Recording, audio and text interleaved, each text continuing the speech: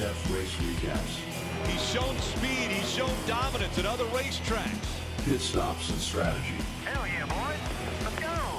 Race strategy, man. Fantasy racing insights. Talking about being a team in the summer. We did it. Good job, boys. Your weekly home for everything Ryan, Blaney, and Team 12. Good job, Timmy.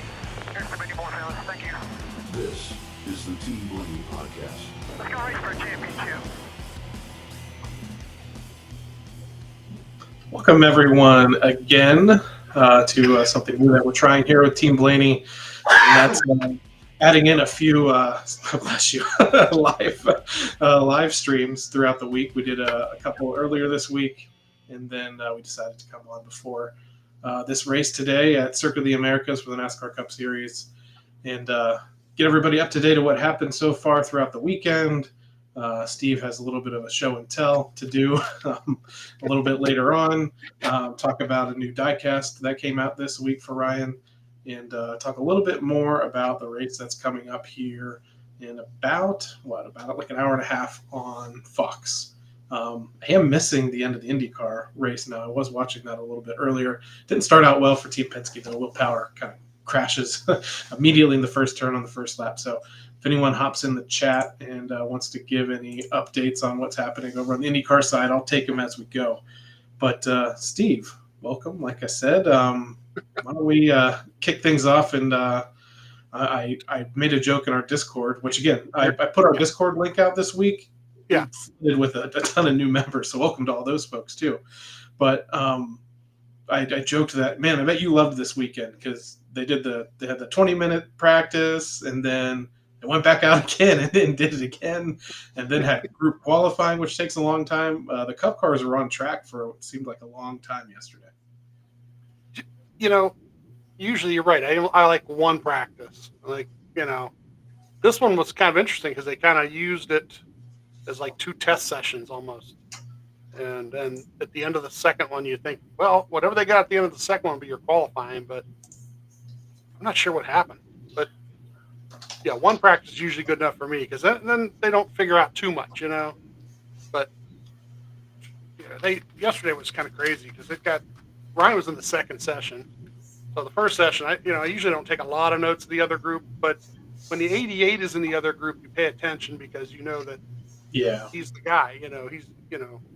He's the guy, and then you're looking at Connor Zilic too in that group.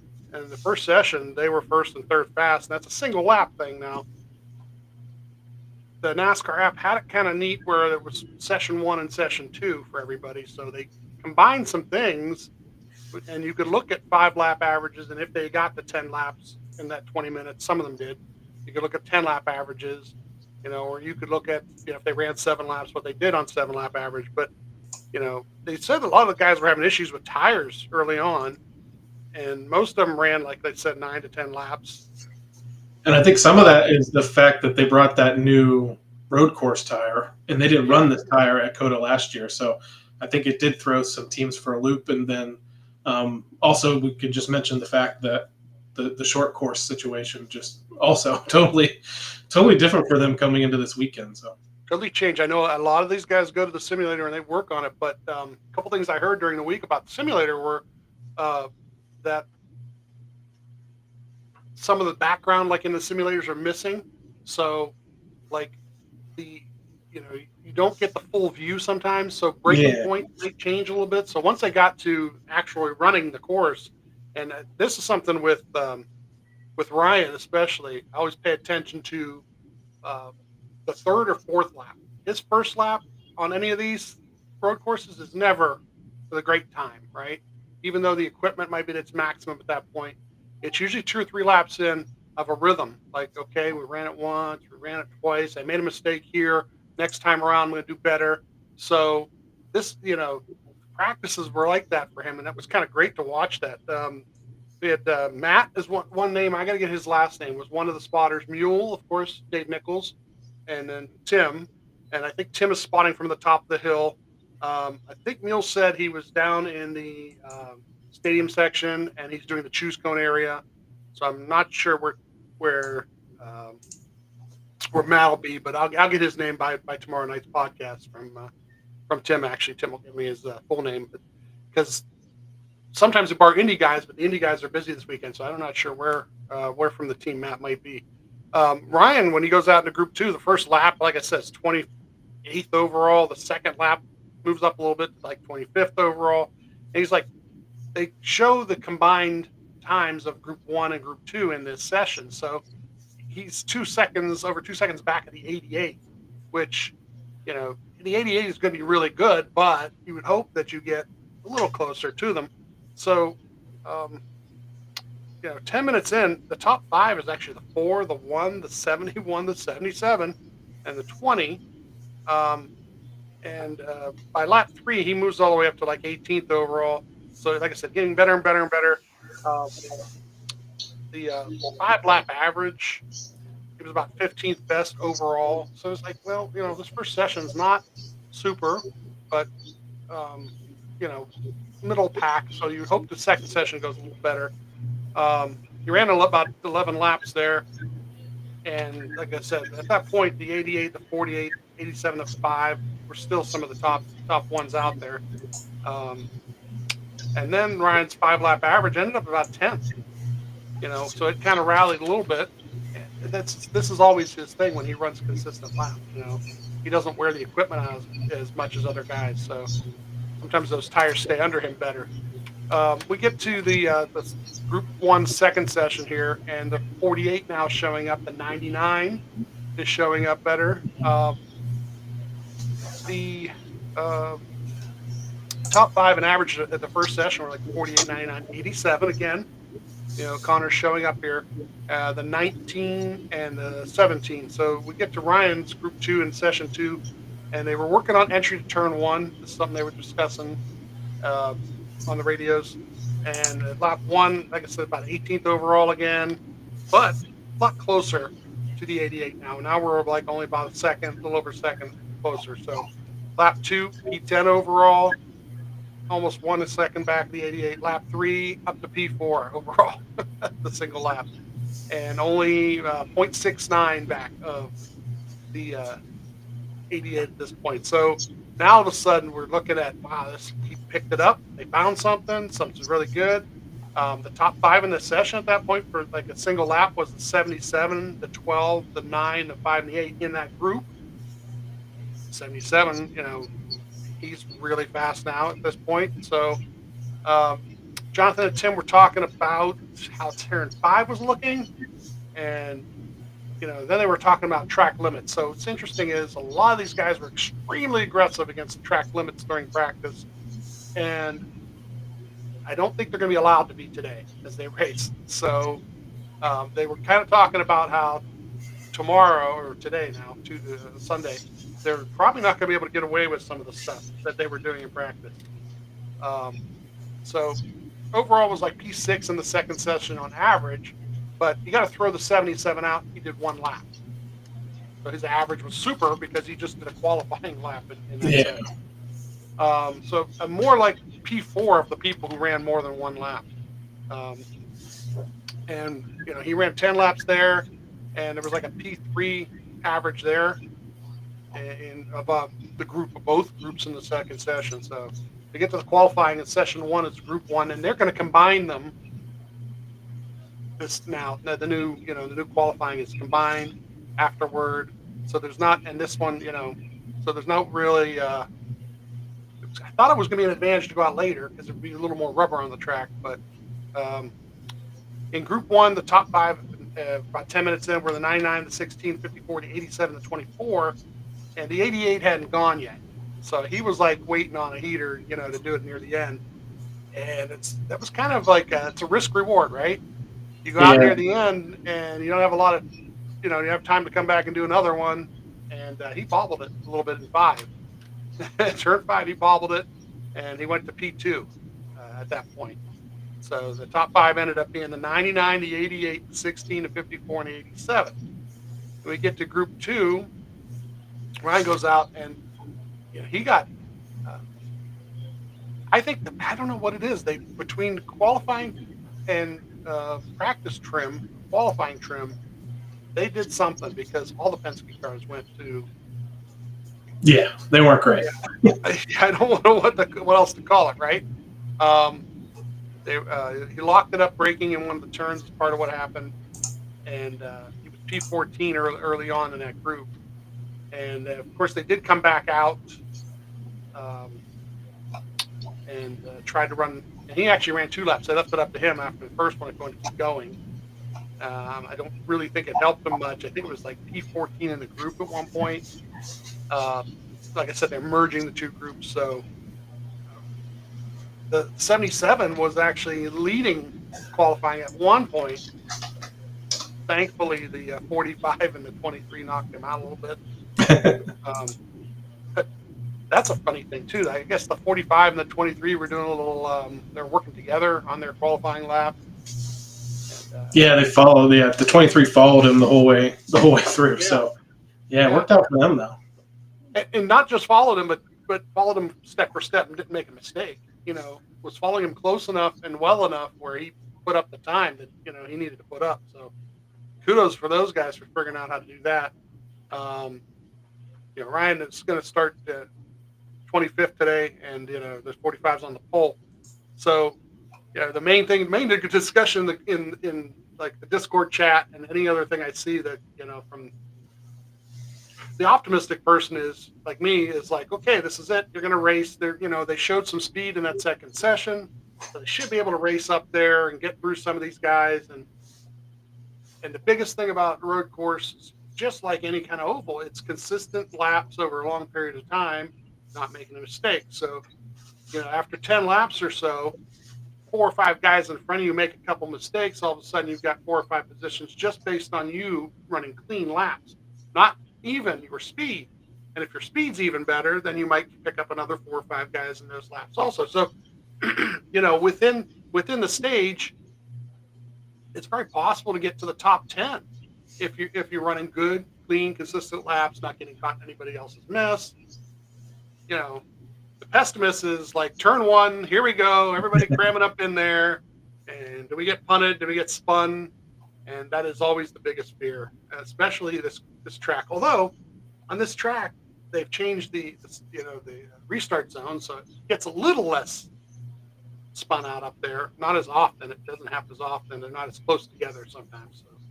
So what you're kind of talking a little bit about is what some questions that came up in our chat here from Eric and Jerry both, where they're asking a little bit about of what we thought maybe the reason why the Penske cars all kind of qualified in the back. Cindric was definitely a surprise because he was strong. I think he had some different kind of an issue, but they're wondering, is this a play by the team to focus more on race speed versus qualifying speed, knowing they will have an opportunity to maybe move up through the field during the race? But as you said, they do kind of have to stay clean, though. Yeah, I remember Cindric had said something afterward about it got really loose. It was too loose. So, like I said, I don't know, like, between their settings and how they tape a car off to run the qualifying lap, and maybe I need to learn a bit more about that, and I need to ask Jonathan actually a little bit more about it. But do they do it as a whole? Do all 4 of the cars, do the same thing, or is each car crew chief and car chief allowed to do something a little different for their driver, depending on how they race? But it seemed like across the board, they were all out to lunch when it came time for qualifying. So I don't know. Although Bob, like I said, Ryan did bobble his lap initially too. Not sure how bad he slid them, but You mentioned a little bit in practice that they're talking about maybe the track limits being much more highly enforced. And I talked to you about this yesterday, that I wanted to bring this up. When they came into the weekend and drivers were doing like a track walk and kind of seeing things, initially they had, I don't know if it was the track's decision or NASCAR's decision, they had a bunch of little like mini walls in a lot of the turns. There is still one, it's not the same type of wall. There is still like a tire barrier in that new, I think that 6A area that keeps you on the course. But they had them in a lot of other turns, and I was happy about it. I was like, good. I mean, finally, like a deterrent, something that will stop these guys from going off track. And I know when it comes to like Sonoma and Watkins Glen and the history of NASCAR racing on road courses, like a big part of it was the fact that these stock car guys, weren't, their technique wasn't as good or precise as maybe like the Formula One or IndyCar guys that raced on those courses the most. Like they were getting out in the dirt and they were, coming off the turns and using as much space as possible. That's fine. I think in this modern era of racing, I want them to stay on the track. Just stay on the track. I saw these little walls and I was like, perfect. Finally a deterrent. Oh, who was it? I think it was Suarez that said, well, don't hit them. Don't go off the track. Don't hit them, And I was feeling the same way. I saw it and I was like, yeah, don't hit them. My only thing about it, and I thought about it later on, was that I can see somebody squeezing somebody into one. I can see somebody trying to get underneath somebody and they think they have the position. They try to, put their nose in there and they think they have the position. And then the guy on the outside decides, no, you don't, and turns inside to that thing and puts you in it. And, you smack it in a way that your day is done. So that was the only thing I thought about it that's not good. You still would get, if it's not there and that happens, you're still going to get penalized for being on the inside, and getting pushed over. So That's what I was going to say. So anyone in the chat, if you have any thoughts on track limits overall, whether you like them, whether they should get rid of them, or if you saw those walls, do you think they should have kept them up? Because here's my thing. They took them down now. So the end of the story, they took the walls out. Mm-hmm. And yeah, you mentioned Suarez. Suarez was asked about it later on, about what he thought about them being there and then getting taken down. And yeah, he said, he essentially said to stay on the track and then you won't hit them. So what's going to happen today, and it could happen to Ryan, and it happened to Shane and like some of these other guys that are really good too. We're going to see penalties for people exceeding the track limits. So would you rather see them deterred and one or two guys, get torn up because they run into one of these walls, or would you rather somebody that's running up front, a chance to maybe win the race or at least race up front for the lead, and then, hey, Van Gisbergen has to do a pass-through penalty for exceeding track limits in the S's or something like. Yeah, as long as it's consistently scored, that's the thing. Yeah. I see Jessica logged in on Facebook there. Tell your husband to say something funny today. Yeah. So I can make a TikTok out of it from recording it when I go back later on to Max. Speaking of that, I made I told you so we've been at the first two races, Daytona and Atlanta. So this is actually my first weekend consuming the races on TV again. So I got my Max all squared away. I was telling you I spent the day yesterday moving around my budget for streaming services and bundling and changing levels and things like that. So I got my Mac squared away for today. So I'm going to see how this new in-car and audio system works. It's been a little while. I did use I still have what you probably do as well. See just the NASCAR app scanner. I guess I'm still going to keep paying for that maybe. Because you do need it if you're going to want to listen to the scanner during the practice and qualifying sessions. Yeah, I still use it for practice and qualifying, so I don't. Yesterday I had it on. Can't say where I was technically. Wasn't it's okay. At that point, but I still was able to hear those guys talking about different things and. Like I said, get that little bit of insight about what they were doing with the different turns and how to enter the turn. And, I've learned a lot about turn one. They talked a little bit, Tim and Jonathan, of course, are looking at all data, and they're looking at what the other drivers are doing and how they're entering that turn and getting the most out of it. And then they tell Ryan that, and mind you, he's 4 or 5 laps in, so the tires are a little bit different by that point. But, he adjusted the line, and all of a sudden it went better for him. So, once these guys discover something, it's something they're not going to be able to do on a restart per se, but later in the race, 3-4 laps into the run, how they enter that turn is going to make a difference on how this sets up the rest of the turns as they go. This whole new setup, cutting across what used to be, the course, and cutting off parts of the course, goes 6A and then whatever, and then down into, so now it's a shorter chute going into that one breaking point, but it's still a major passing area. So how they set that up, getting over to it and down to it, and then hopefully getting underneath somebody. Um, hopefully, hopefully, like I said, it's successful. Just the only thing that really worries about any of this stuff, it's the same thing with any kind of race, whether it's a road race or at an oval. In an oval, it's usually during the restart, right, when they're all grouped Yeah. around each other.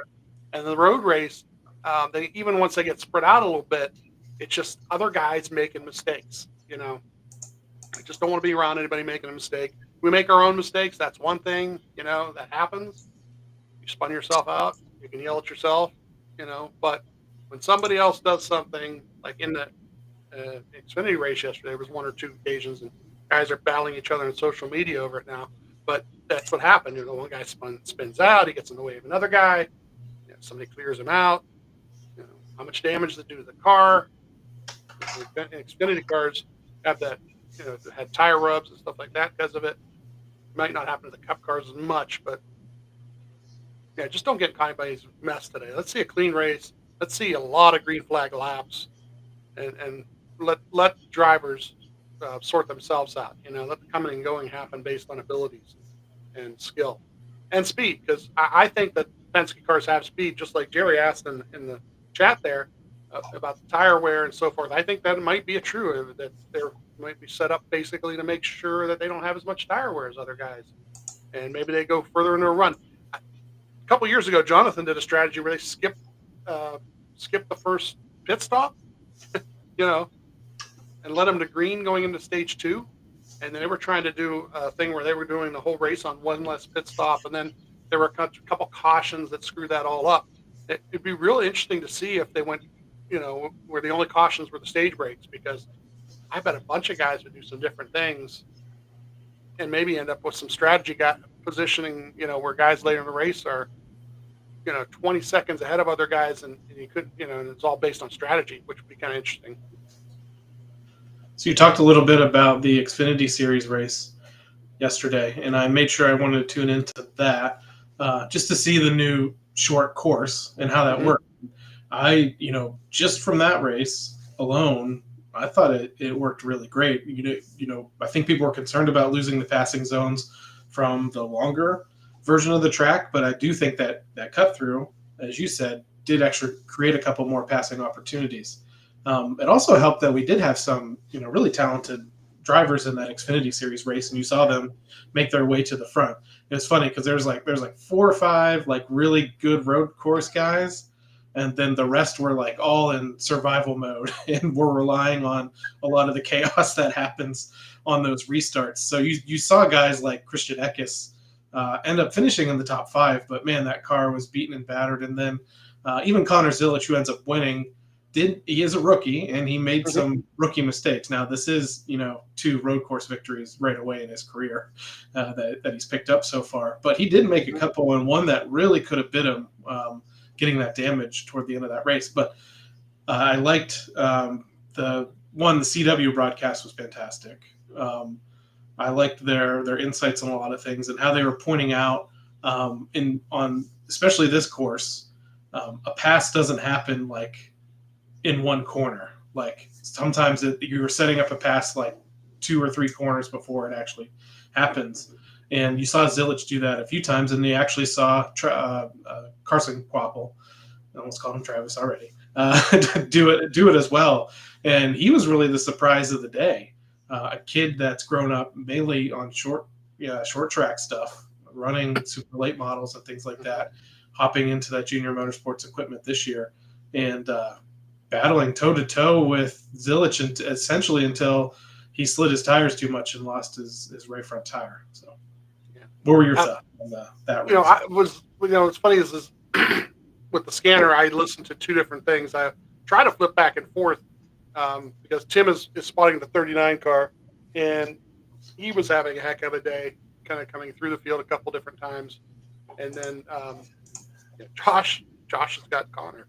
So it was great listening to him, because he's like, it's the perfect marriage for that kid to have that veteran voice, that champion,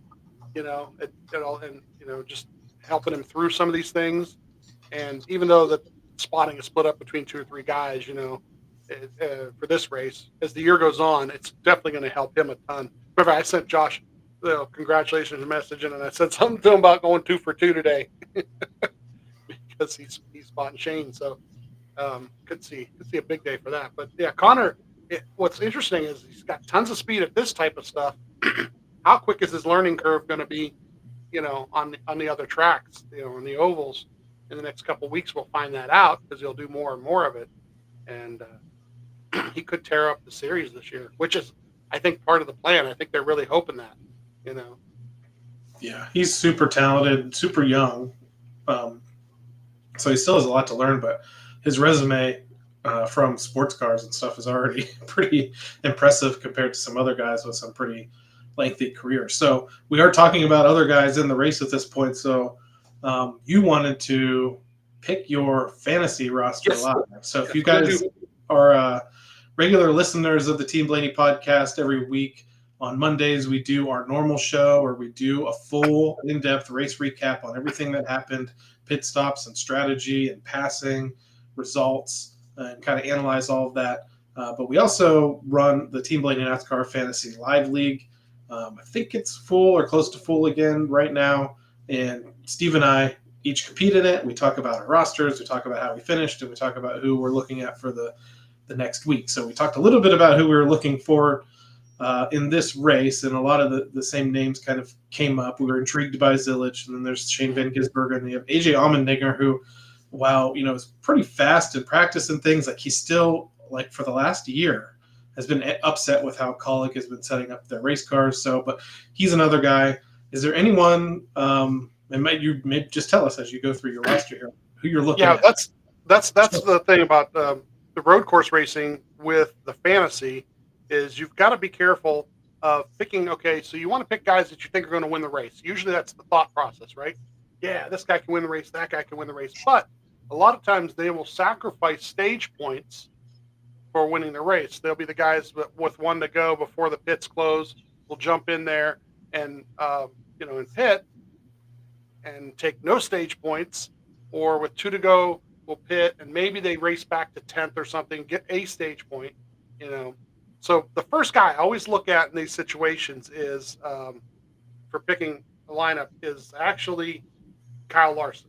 And the reason I go to Kyle Larson likes to do both. In other words, he doesn't care. If he's that fast and that good on any day on a road course, he'll take the stage points, lose the track position, take the whole second stage, race up through the field, get back to some position of stage points again, finish the second stage, and the third stage, usually the longest stage, and he will find himself back into the top 5 by the end of the race. And sometimes if he's that fast, will win the race. So that's my first guy. My odds-on guy, you got to go with the second guy. It's got to be Shane, right? Shane Van Gisbergen is going to be your go-to guy because you know that he's going to run up front or near the front unless somebody else ruins his day. And he's scary because yesterday he wasn't happy with his car either, yet he was one of the fastest all throughout practice and qualifying too. Chastain is another one because we saw last year what he'll do to win a race, right?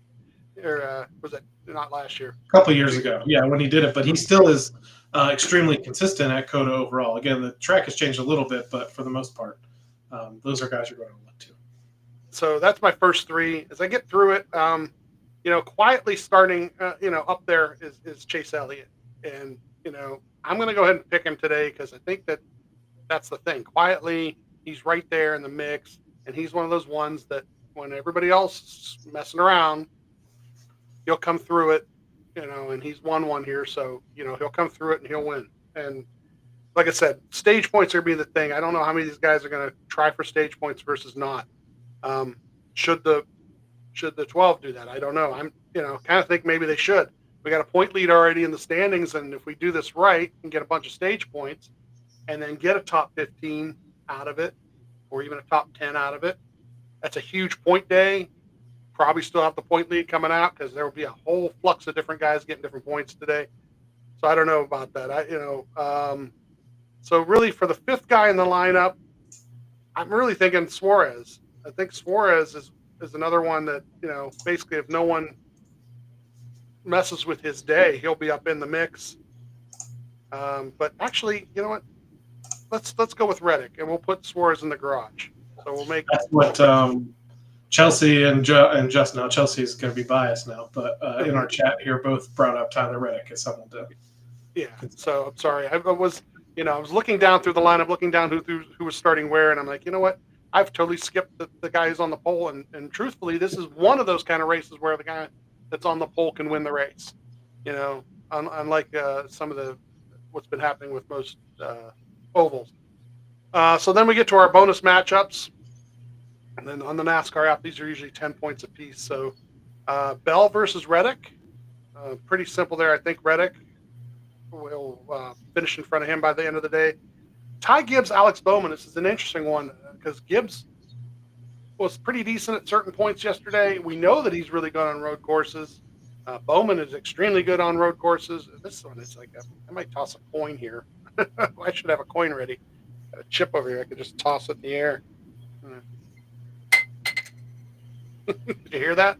Did you pick sides before you did that? I just flipped it.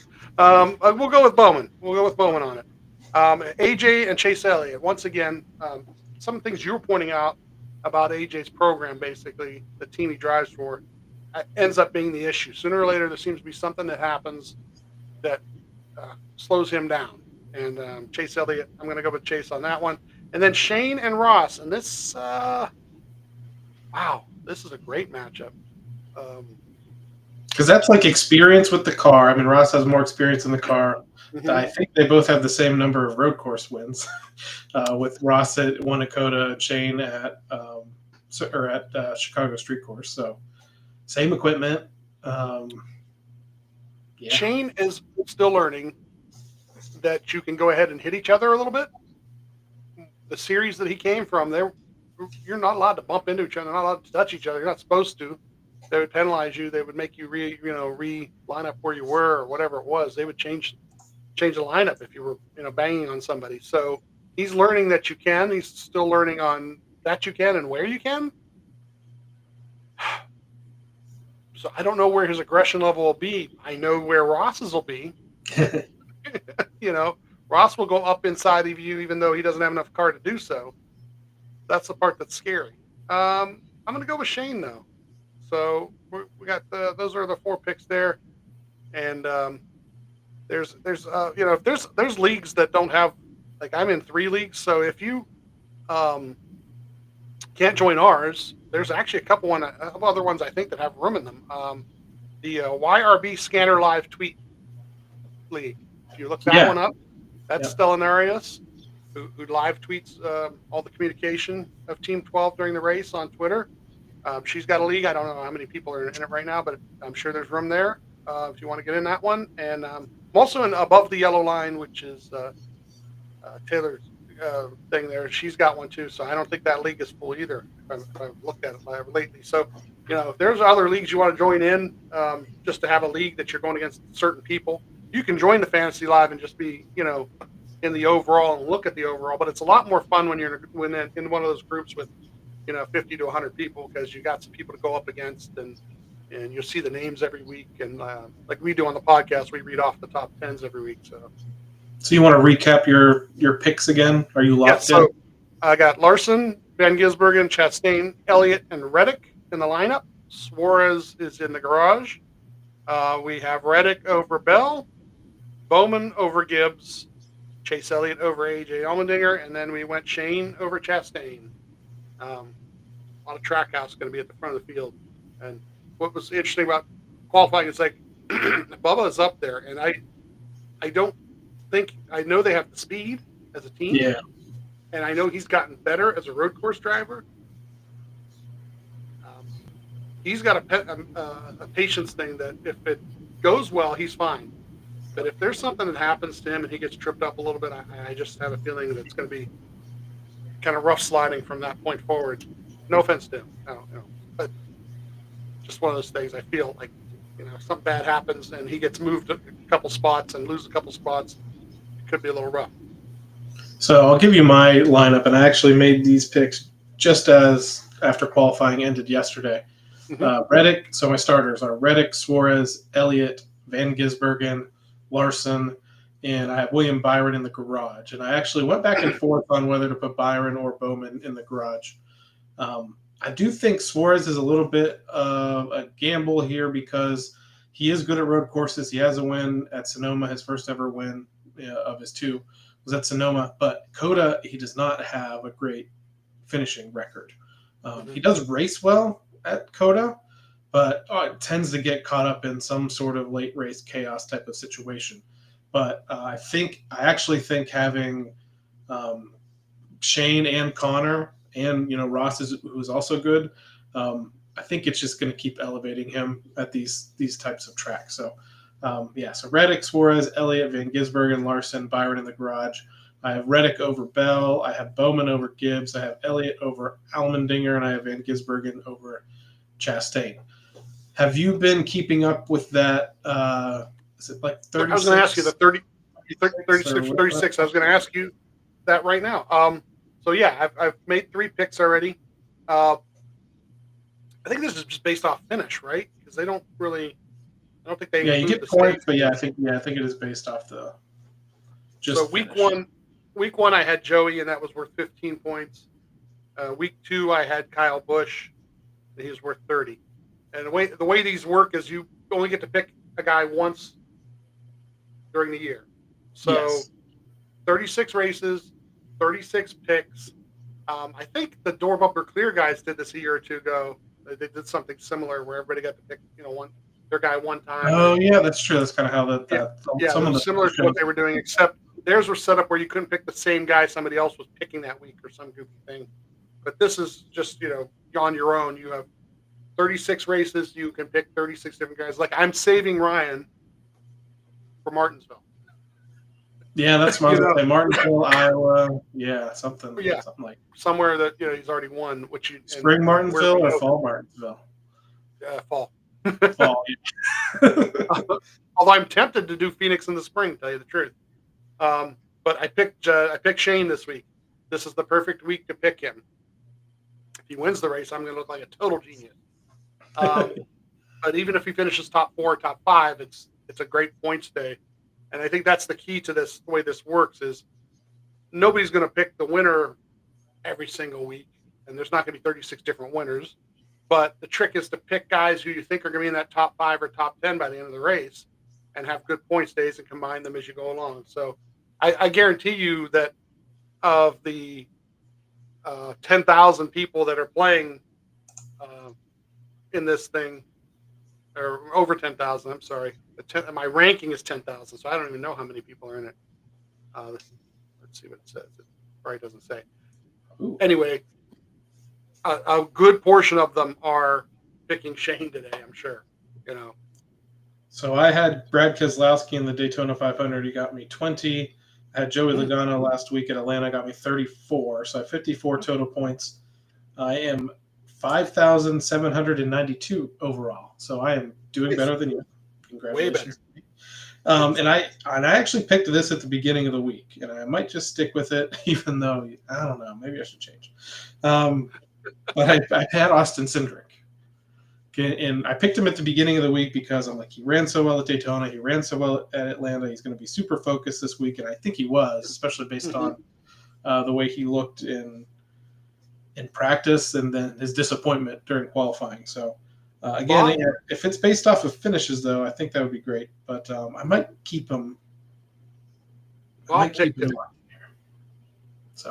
for the win today in his which just, that's just ultimate Bob. Bob's not there. He's over at St. Petersburg, but Bob, puts out a tweet with his picks for the race, and he looks at all the data. He's, so he picked Austin to win. So yeah, early in the week. Wow, really? I asked who won the IndyCar race, and Chelsea said Palou, and that surprised me. He had some issues early on. So he must have battled back. That's good for him, I guess.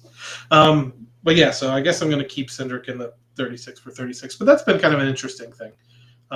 Hopefully, the NASCAR app's been working a little bit better this last week. It was a little glitchy the first couple weeks, but getting the fantasy has changed a little bit on how the app works. But okay, so we talked a little bit about the rate. We talked a lot about qualifying and practice. We talked about fantasy. We talked about track limits in the race. Anyway. Pit selection is Oh yeah, pit stall. Yeah, so pit stall 31 today. So it's way near the beginning of pit road. The 17 is going to be in front of Ryan, and the 2 is going to be behind Ryan. So they're going to be pitting around some guys. They're probably going to be running around early on in the race. This is the bad thing about qualifying in the back is you. Yeah, the pit strategy may kind of depend on when you're pitting with somebody or against somebody, because you don't want to get pinned in. These boxes are a little smaller. I remember what Skip said; they're not as wide or long. So, I don't know. How that's gonna. They might pit on a different lap just based on trying to stay away from pitting with somebody who's going to pit close time wise to them. And stage breaks. You pit at the stage break, you're definitely going to be with some of the cars coming around you. So. Stages are 25, 45, and then 95 total. So that last third, the third stage is 30 laps, or 50 laps. I'm sorry. So that's where it'll be interesting to see, because they didn't give me what the fuel is, but it's got to be where you got to at least have one pit stop in there. Stop. So 5 sets of tires, which doesn't sound like a lot of sets of tires either for this kind of race. So it only sounds like they've got maybe one extra to use at some point. So do you have, I know we talked about it on our show earlier in the week, but expectations. So I have I expect them to finish in the top 15. I want them to finish in the top 15 and get stage points somehow, whether that has to do with flipping the stages or whatever. I feel like they should flip the stages if they don't have what seems to be race winning speed. So in that first stage, if he doesn't drive all the way up through the field into the top 10, I think that's when they need to pivot to a stage points type strategy.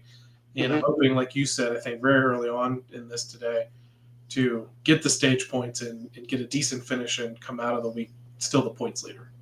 Yeah, I've seen them, where they'll get the stage points in one of the 2 stages at least, especially if it's a really good chance. Like, let's say in stage 1, they know a bunch of them are going to peel off and they're going to be like third or second to finish the stage. You're definitely going to want to do that. At least one of the stages. It might affect how you run the second stage. But what's always been great is any adjustments they've seemed to make. And like I said, good consistent laps, staying away from, even though you're running with the squirrels, he seems to get himself back into that at least top 15 and maybe a top 10 by the end. And that would be super.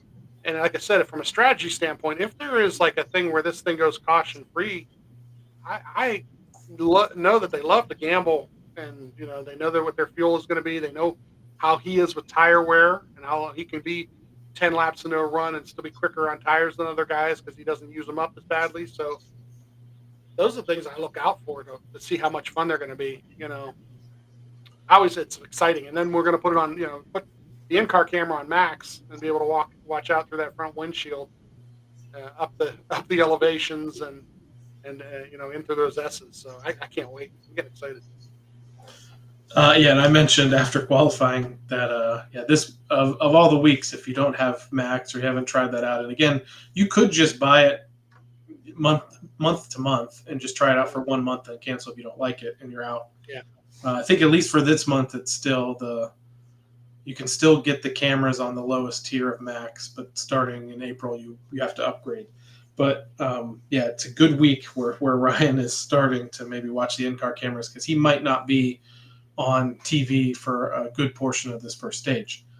So that's what we have about the race and talking about fantasy and things like that. So I think we can kind of close. We have about 15 minutes left to close the live out with a little bit of show and tell, and then any Q&A that we have. And there's a couple of show and tell items I'll start for this week. And one, Lionel shipped a new Ryan Blaney diecast this week, and it's one we've actually been waiting for I don't know, it feels like about a year or so. And it's much different than any other Ryan Blaney diecast you've probably seen, and that is going to be this one right here. It is one of Ryan's super late model cars from when he was still racing at the grassroots level, coming up through the sport. This is a DB Racing entry, essentially Dave Blaney Racing. They did it right there out of their shop that I now believe is the trailer shop that they use. Now, DRE custom trailer. yeah, the DRE custom trailer shop now that Dave has. So this came from Lionel. It's on their new late model tool, I believe. I was a little bit upset in this. If you're on our Discord, you would have seen some of the photos, but mine actually shipped with this. So there's a clear plastic spoiler on the back of the car. When I picked up the box, and this scares me because this happened with one of the other cars I got from Lionel last year. It sounded like something was loose in the box. And I was like, immediately like, oh no, is this going to be the last time? It was the hood for the championship car, actually. This time it was the spoiler. This clear plastic spoiler was loose in the box.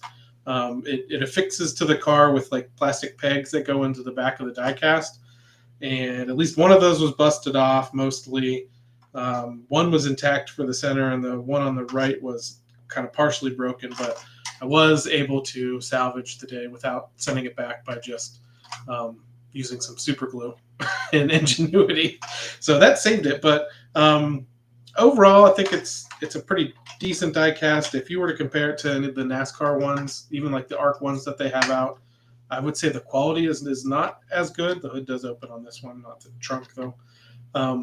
The thing that bugged me a little bit was the front tires don't move. I mean, they move like spin, but they don't move left and right like they do for the other diecast. So it's kind of just straight axle here. And at the bottom for this, you didn't really have a choice, I believe, for levels. Like in regular diecast, there's like Art, Elite, Arc, Elite, and all kinds of crazy things. I think this one just came with the one option. But if you are a longtime Blaney fan, a longtime Ryan Blaney fan, and you wanted something that was a little bit more unique, this super late model was pretty cool. And the fact, it's Ryan Blaney in the 10 car. 10 is kind of the family number. Grandpa Lou, Dave, I'm not sure if Dale ever ran it during his career or not, but Ryan did get to run that number 10. And the other thing that people will notice, now folks know that Ryan did run a Dodge or a Ram in the Truck Series for a little bit. He started his NASCAR Xfinity Series career in a Chevrolet for Tommy Baldwin, but this one also, I think this was due to just whatever manufacturer Dave was running at the time in his career in the Cup Series. So this is an Impala SS Chevrolet late model. You can even see there's a little Chevy symbol on the side up there too. So yeah, it's weird. This might be, unless there's a custom, Ryan's only Chevrolet diecast. I think some folks do have some customs of his Xfinity Series start or his car for Tommy Baldwin, because since then he was in the early Xfinity cars would have been Dodges, right? That season, because he ran the Ram for Keselowski in the Truck Series. Yeah, and then Penske switched over to Ford, and it went to Mustangs and everything since then. So, yeah, so if you're a Chevrolet fan and a Blaney fan, this might be a good opportunity for you. You were noticing the sides where the numbers are, the number 10 on the side there. That I think you pointed out that there was actually like a DB inside of the number in most of his cars, and I was complaining about that originally, but I did see some photos of this exact car, and it looks like they didn't have it on this one. But a lot of his other ones, in that number 10 on the door, there was like an actual like a DB symbol embedded in the number. So if you look up Ryan Blaney late model, you'll see what I'm talking about. But that was the DB for DB Racing. So that's my show and tell. Yeah, I was going to say about 10 minutes left. When I popped in there, the newest. Get the microphone out of the way there. There it is. We went. So how do you do those? Go through that. So that's the funniest thing is I've got 3 more I'm going to do, but we'll add it to the wall. I don't know where. I've tried to keep the body armors together. but this one came out a little skinnier. It was kind of like my mistake I made, more or less, but you won't tell when it's on the wall with all the other ones. But we just take a piece of like 12 by 12 thin gauge aluminum, and then a couple of them I painted.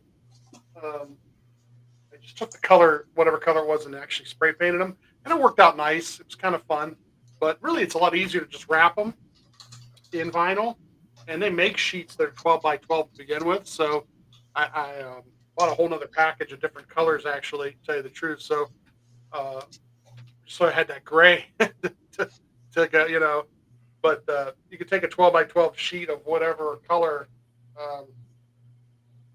Let's just say this, this is like a blue, and then just wrap it as your base. And then as far as like the design of like body armor on there, it's really actually kind of easy.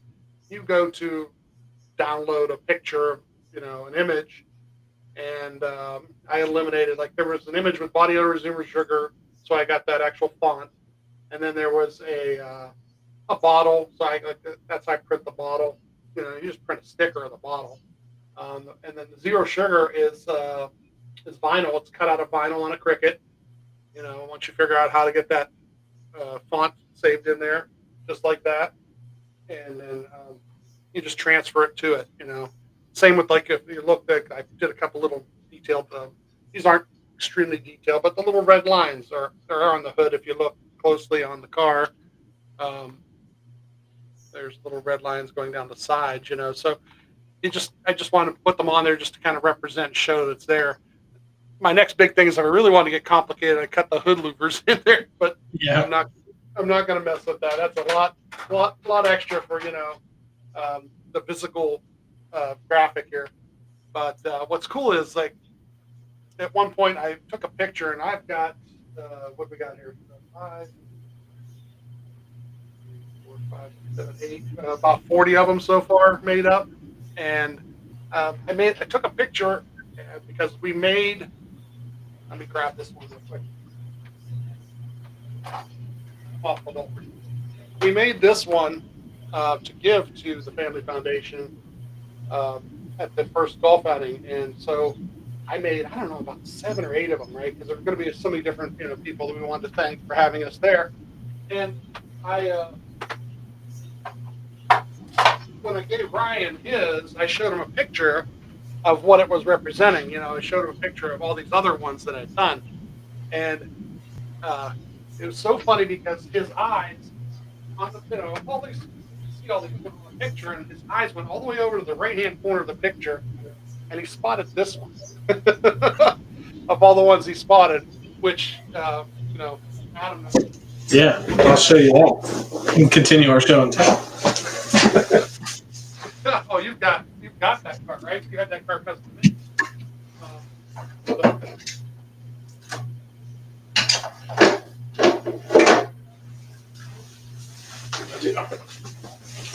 I do have the custom.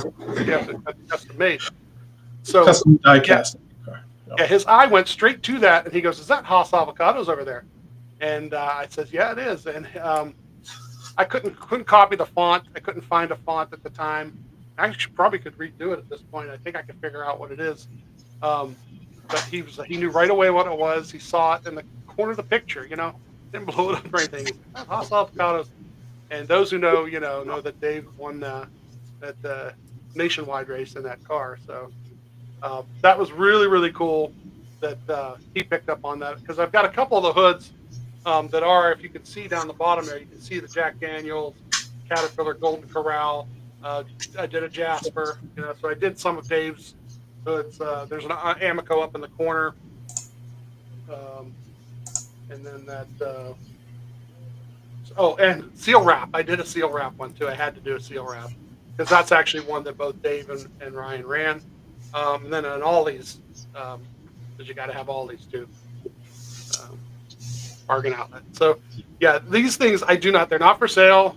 I'm not going to sit here and do a bunch for people. There are a couple people that here or there I've done a couple things for, but they're not perfect. They're not, they're they're not high quality, what you would want to buy or pay for. What they are is for a nice little show thing, and they fill out the wall real nice. They give me a nice background. They add some color to the room, and I've got 3 or 4 ready to go. I'm not sure what I'm making just yet, so but we'll do some show and tell when I make some of the next ones in the next couple of weeks. But I noticed that I logged into the YouTube channel too, because this is live on YouTube also right now. So if you guys know anybody that follows on YouTube more than they do Facebook or on TikTok, please let them know. We're going to try to do all 3 when we do this, like on Monday nights. I don't even know. Do we have a set time for Monday nights? Or are we just going to kind of like say it's 8:30 or 9, depending on 8:30 to 9? Yeah, it really depends on work and how Or things. yeah, it kind of depends on work. We don't want to but we want to let you guys know that what we're doing on Monday nights will be our podcast, because we can actually record it and then throw it online as a podcast. And hopefully almost every week do that way.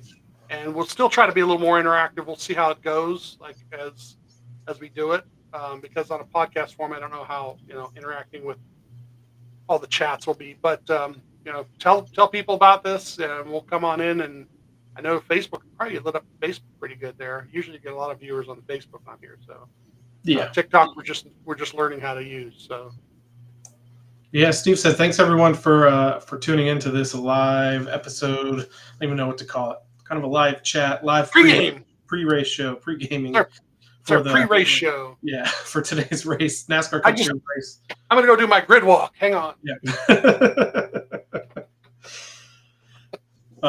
But yeah, we're going to try this out. I don't know if we'll do this every week or not. It really just depends on, Steve and I go to races, so we might not be available or anything else that comes up. But we did plan on Monday nights recording the podcast live now in front of everybody here on our social platforms. We'll still record it, and it'll still be uploaded to all your podcast apps and everything. You can still get that as you normally would. But we also at least want to do 1 or 2 of these kind of live streams throughout the week, also on social, just to kind of chat with the folks that follow us and other Blaney fans, and talk about the week, talk about the race that week, anything else, any news that comes up, and the show and tell stuff was kind of fun. So maybe we'll keep that going with various things. I've got a whole bunch of interesting things behind me that I need to clean up at some point. Some new sheet metal and hats and tons of die-cast and stuff that goes way back through Dave's career and Dale Blaney and sprint cars and things like that. So maybe we'll keep the show and tell going for some point in one of these live streams through the week. But yeah, our Monday night show will be our weekly podcast where we give a super in-depth race recap and analysis and talk about pit stops and strategy, the finish, and what to look forward to in the next week's race. So Ryan Blaney starts 25th today at Circuit of the Americas. He is the NASCAR Cup Series points leader, and we're hoping that he can come out of this first road course race of the year with the points lead. But for now, we'll see you tomorrow night.